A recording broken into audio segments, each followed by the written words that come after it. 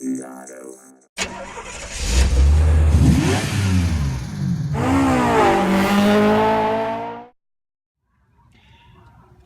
All right, today we're working on a 2003 Pontiac Grand Prix, and we're going to work on the thermostat. It's a fairly difficult thermostat in general, but let's get started. The first thing we did was take off this cover here that goes right under here. You probably don't need to take it off, but what you do need to do is get to this. This is the drain for the radiator because we're going to need to drain the coolant. So all you need is a 1/4 inch ratchet, then stick that in there, 1/4 turn to the left, and then you kind of have to work it and pry it out. It'll pull out a little bit, and then coolant will start to drain it into your pan. That'll help get some of the coolant out so you don't make a mess. Next, we got to remove the heat shield from the manifold. That's going to be 2 nuts. One will be right here. The other would be right here. And then one right here. All 13 millimeter. Pull that next. Okay, so the thermostat itself is going to be underneath the exhaust manifold. It's actually going to be right in here. So there's a couple 10 millimeter bolts that we're going to have to get to. So that's what we're going to do next here. Alright, so for this top 10 millimeter bolt, all I've got is a ratchet and wrench, 10 millimeter. I'll show you. So it's just a ratcheting wrench. Pretty simple, easy to get. And it fits right on there. You have plenty of room for loosening up the bolt. Alright, so for that bottom 10 millimeter bolt, I'm also using that box end ratchet wrench to get to. Not a whole lot of clearance, but it's enough.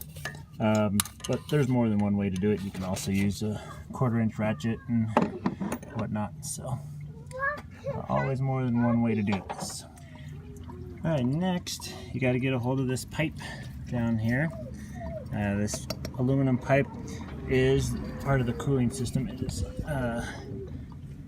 kind of an interesting fit, but basically you got to give it a little bit of a twist. That'll kind of break the seal with those O-rings there, and a bunch of coolant will come out and make a mess. So make sure you have some pans underneath. You can see the thermostat right there. So that's what we're going to try to get to. So some more twisting.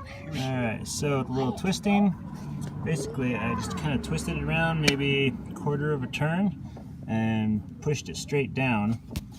You can see it pops out just a little bit over here. That's fine as long as you can get it back in. Down here there's a little plastic piece that comes out.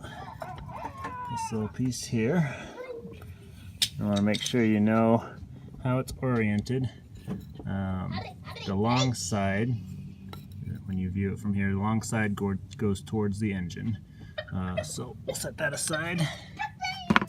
Alright, and I'm just gonna pop out the thermostat. More coolant comes out. Alright. There it is. Alright, so here's a note. I noticed when I compared the one I pulled out, which is this one, to this one, you'll notice that there's no rubber on the one I pulled out.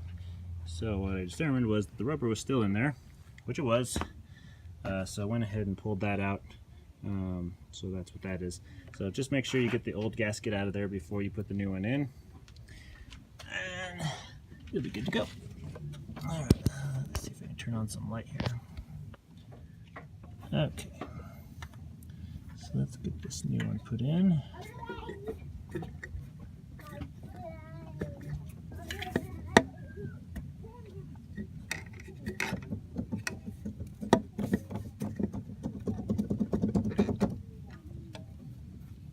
Let's get this new one put in here.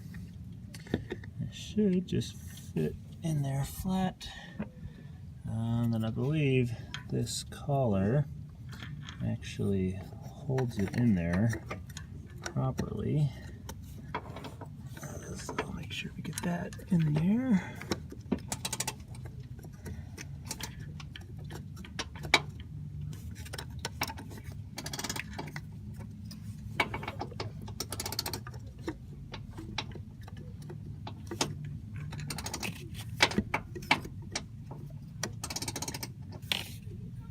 Okay. That should do it.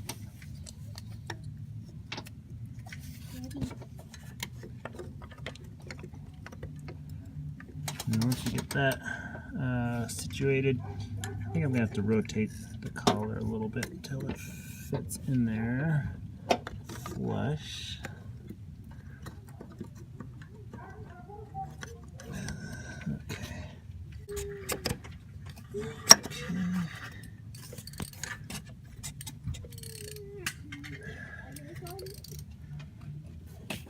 Rotate it around till the holes line up.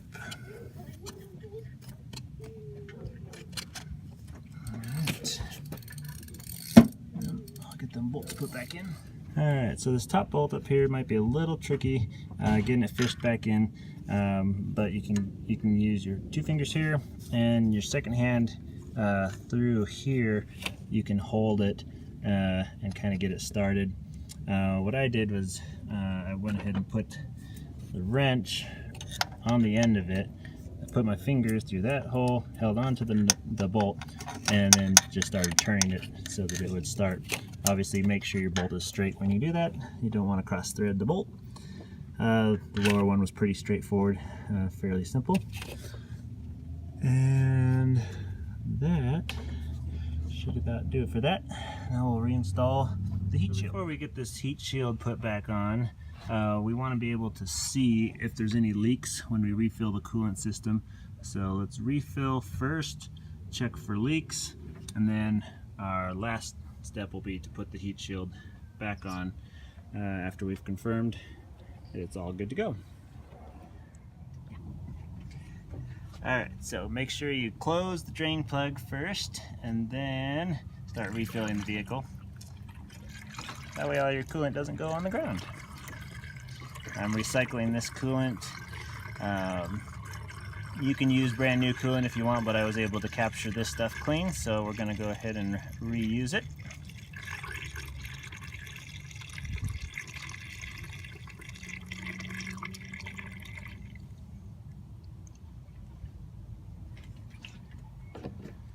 So a couple notes I would recommend: just make sure that the plastic sleeve that's in there, you saw that has the angle on it, make sure that's real flush. So you have to rotate it until it's flat. That'll make it a little easier to put this on, as well as when you're bolting it down, bolt it down evenly, both bolts, so that you're not kind of cockeyed. Hopefully will help prevent leaks. Alright, let's run through real quick what we've done so far. Alright, first we took off the heat shield after the vehicle had cooled down so you don't burn yourself. 2, open the cap to the reservoir.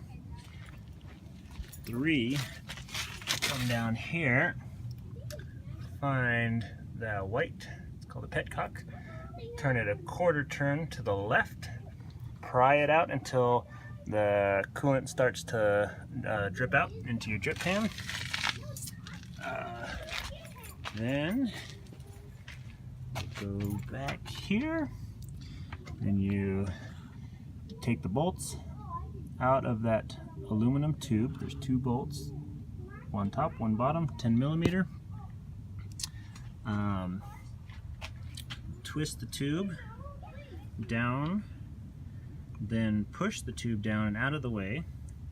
Then you can pull out the black sleeve and the thermostat. Make sure that the seal for the thermostat is also pulled out. Replace it with your new one. Line up the plastic sleeve so that it's flush. Reinstall your tube the way it was. Put your bolts back in. Tighten it up. Fill up the reservoir. And then we're going to run the engine, bleed the system, make sure there's no air in the coolant system, and make sure the thermostat is working and all that good stuff.